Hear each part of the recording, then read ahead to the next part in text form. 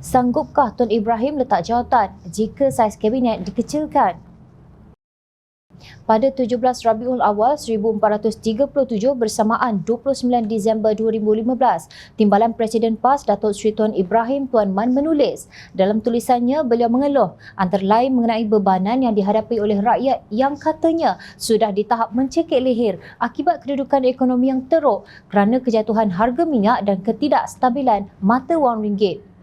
Ombak kemelesetan ekonomi sudah dirasai meskipun kerajaan yang suka bermain dengan nombor-nombor statistik dengan rakyat enggan mengakui secara terbuka. Katanya, menurut beliau kerajaan perlu mengambil tindakan segera untuk mengelakkan situasi panik di kalangan rakyat bawahan. Rakyat perlu dibebaskan daripada menampung kerajaan yang high maintenance kerana sikap perbelanjaan pemimpinnya yang boros, membazir dan tidak ekonomi, ujarnya. Ketika itu beliau mencadangkan 16 tindakan.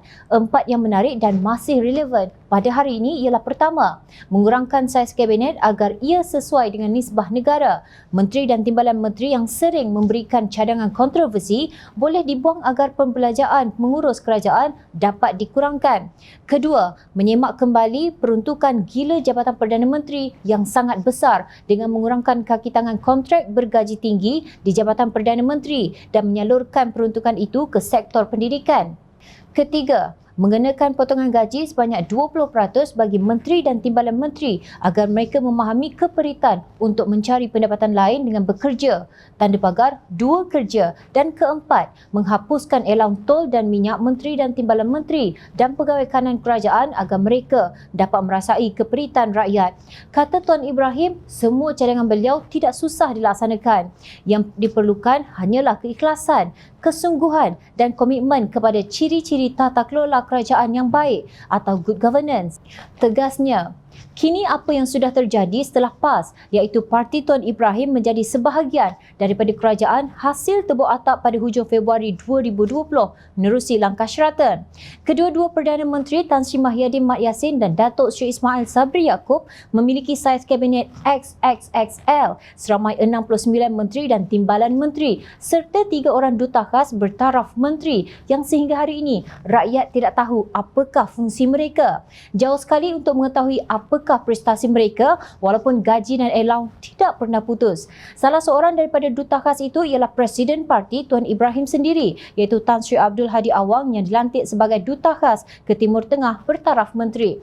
Malah dalam kabinet XXSL itu, Tuan Ibrahim sendiri memegang jawatan menteri dalam Kementerian Alam Sekitar dan Air iaitu pecahan daripada Kementerian Tenaga, Sains, Teknologi, Alam Sekitar dan Perubahan Iklim yang dibahagi 3. Kementerian tersebut semasa pentadbiran Pakatan Harapan diterajui oleh seorang ahli Parlimen Muda, Yeo Bee Yin yang mempunyai kelayakan akademik yang cemerlang dalam bidang kejuruteraan kimia. Sebab itu beliau mampu mengendali sebuah kementerian penting pelbagai fungsi.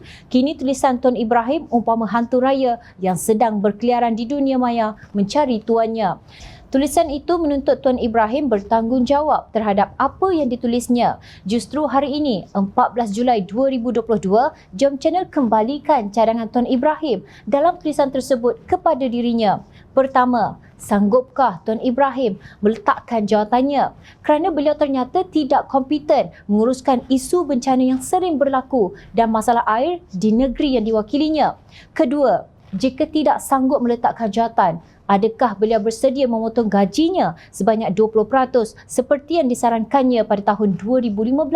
Ketiga, beranikah beliau menegur Perdana Menteri kini yang mempunyai ramai pegawai khas lantikan politik yang entah apa fungsinya serta 3 duta khas itu? Dan keempat, mampukah beliau menjuarai dasar untuk menghapuskan elam tol dan minyak menteri dan timbalan menteri serta pegawai kanan kerajaan?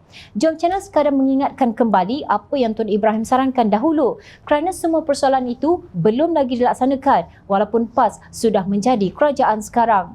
Kerbau dipegang pada talinya, manusia dipegang pada katanya.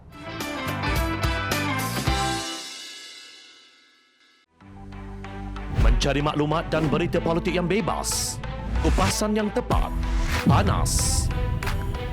Dapatkannya secara eksklusif hanya di Jom Channel. Komitmen kami, pentasan berita Isnin hingga Jumaat. melalui bicara dan isu semasa kami garapkan secara langsung. Panel-panel berkaliber dan profesional. Interaktif, pandangan anda kami raikan. Jangan lupa bersama kami di setiap hujung minggu dalam edisi khas mingguan. Jom channel, moving forward, sharing a new experience.